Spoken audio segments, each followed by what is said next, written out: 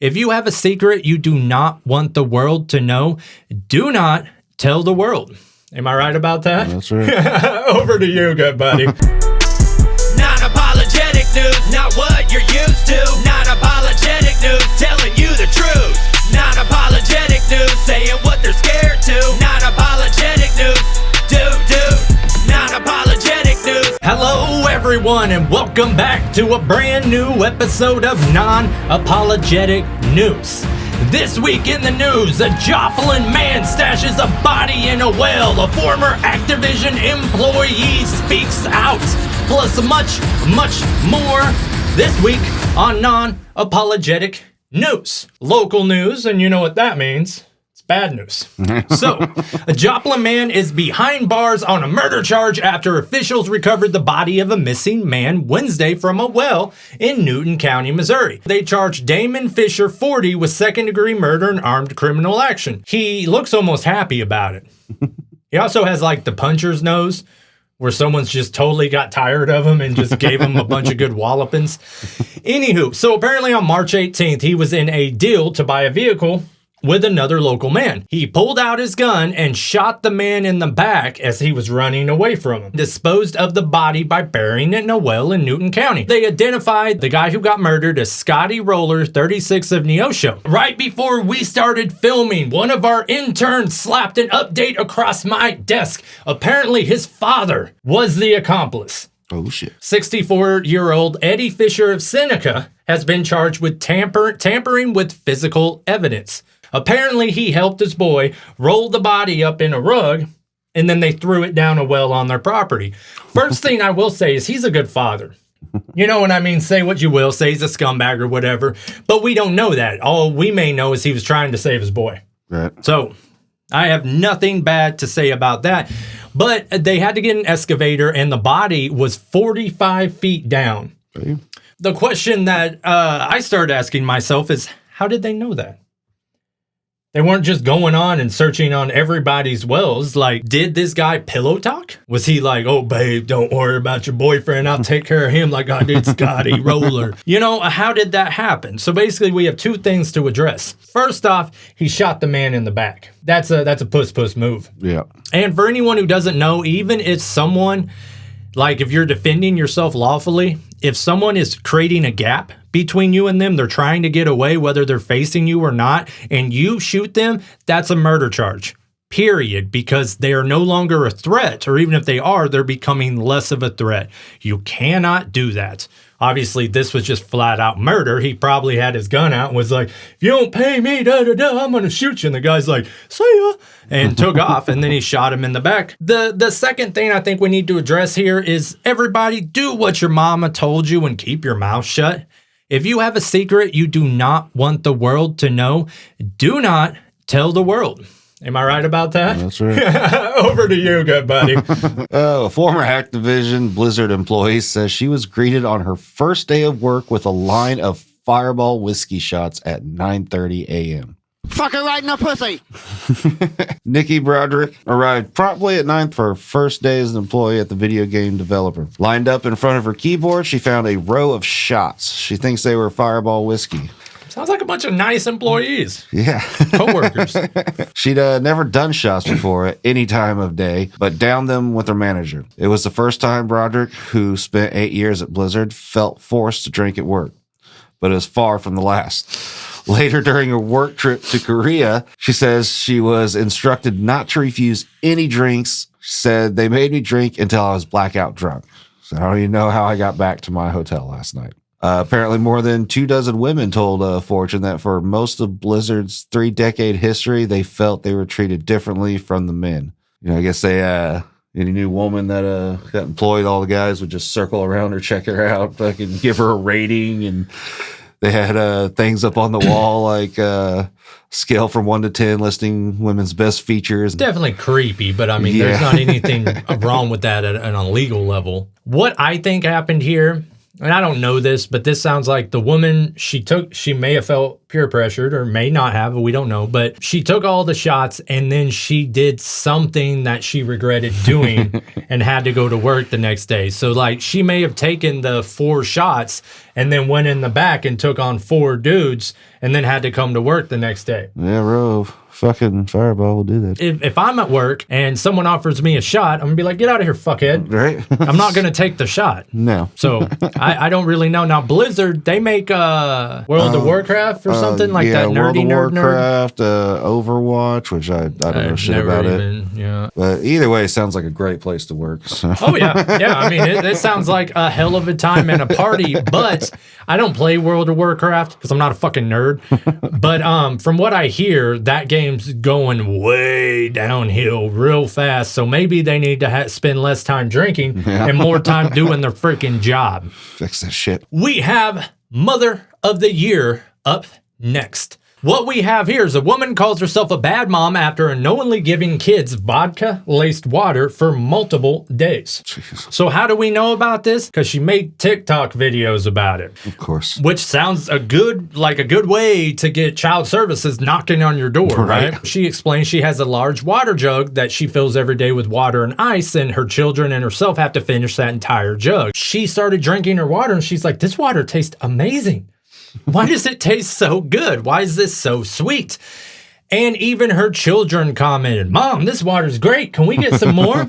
Everybody was feeling good, having a good old party. So she wound up washing out the jug, replacing her water filter, and it continued to taste so delicious. She noticed that she had a bottle of whipped cream flavored vodka in her freezer. For anybody who doesn't know, if you have actually alcohol, it won't freeze. But if it's like a mixed drink or like these flavored stuff, it will freeze, and that can crack your bottle.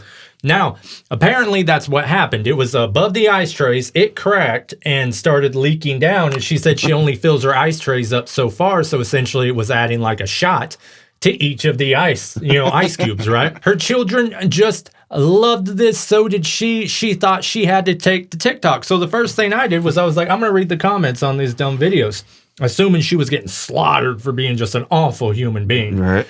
And no, that could not be further from the truth. One person said, can I fill up water at your house? It would make work so much better. They should go to Activision, am I right?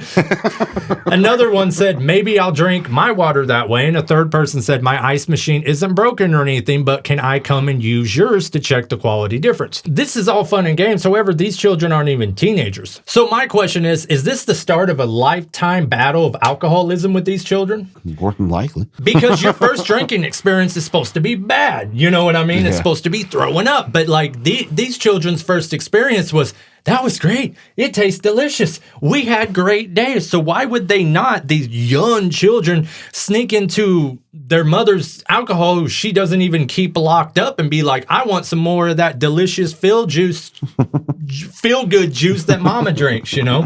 Why would they not do that? Maybe I'm overreacting. Maybe you're right. Maybe go fuck yourself because maybe I'm right. I remember my first time getting drunk, like I was very young. I mean, I was like 11 or 12, maybe. My first experience was so bad, I didn't drink again for a decade. Okay. It was Halloween and I was hanging out with my buddy Jonathan and we had a bottle of whiskey. And I didn't know anything about drinking and I'm the only one drinking it and I'm just slugging this thing down. Eventually the night's coming to an end and we have to, his mom's going to pick us up. So I start feeling sick and I'm laid out on the concrete on the sidewalk outside. And he's like, man, you got to act straight just for the ride. Then you can go into we were going back to his house. You can go into my room and pass out. I'm like, all right, don't talk to me. Keep the attention off of me. I'm going to sit in the back seat, mind my P's and Q's. So we're in Wet City. We make it all the way to Carterville. We're pulling in his drive, and I start projectile vomiting all over the back seat of the car, right? And I was sick for days, and I didn't drink again until I was like 21 or 22.